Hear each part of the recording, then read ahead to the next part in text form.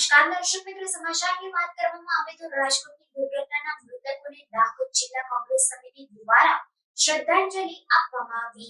છાપ તળાવના ગેટ પર ભેગા થઈ રાજકોટના ગેમ ઝોનમાં ઘટેલી અતિ ગંભીર દુર્ઘટનામાં 24 જીવ ગુમાવનાર દિવ્યાત્માઓને શ્રદ્ધાંજલિ અર્પિત કરવામાં આવી હતી, જેમાં દાહોદ જિલ્લા પ્રમુખ હર્ષદ નીનામા, દાહોદ લોકસભાના ઉમેદવાર ડોક્ટર પ્રભાબેન તાવિયાડ, દાહોદ શહેર કોંગ્રેસ સમિતિના કારોબારી પ્રમુખ આસિફ અલી સૈયદ, દાહોદ નગરપાલિકા વોર્ડ નંબર 1ના કાઉન્સિલર તસનીમબેન નલાવાલા, દાહોદ નગરપાલિકા વોર્ડ નંબર 3ના કાઉન્સિલર કલાબેન, સંતરામપુર વિધાનસભાના આમ આદમી પાર્ટીના પ્રમુખ બાબુભાઈ ડામોર તથા દાહોદ જિલ્લા અને શહેર કોંગ્રેસ સમિતિના આગેવાનો તથા હોદ્દેદારો અને કાર્યકર્તાઓ ઉપસ્થિત રહ્યા હતા।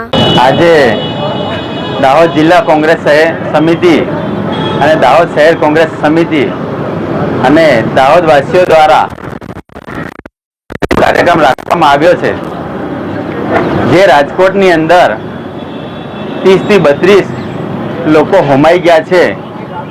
એના અનુસંધાનમાં અમે એ સમગ્ર કુટુંબીજનોની સાથે છે અને મૃતકોને ભગવાન એમની આત્માને શાંતિ આપે એવી પ્રભુને પ્રાર્થના પણ કરીએ છીએ। અને આ ભાજપની સરકારને કહેવા માંગીએ છીએ કે મોરબી દુર્ઘટના થઈ, એની સાથે સાથે વડોદરા દુર્ઘટના થઈ અને આ રાજકોટ દુર્ઘટના થઈ, તો સરકાર અને આ તંત્ર ખાલી ચૂંટણી જીતવા માટેનું તંત્ર ન બની રહે અને સામાન્ય લોકોનું ધ્યાન રાખે। આ જે ગેમ ઝોન ચાલતું હતું એ વગર પરમિશને ચાલતું હતું, તો સરકાર શું ધ્યાન રાખે છે? ચારે તરફ સરકારે હાહાકાર મચાવ્યો છે, એમના કાર્યકર્તાઓએ હાહાકાર મચાવ્યો છે। આ દુર્ઘટના બન્યા પછી દાહોદનું પણ અહીંયા ગેમ ઝોન હતું, એ લોકોએ સીલ કર્યું છે, તો આટલો સમય સુધી કોની રાહ જોતા હતા? આવા ઘણા ગેમ ઝોનો ચાલે છે અને ઘણી જગ્યાએ સરકારની પરમિશન વગર ઘણી એવી બધી બાબતો છે જ્યાં સરકાર પૂરતું ધ્યાન નથી આપતી।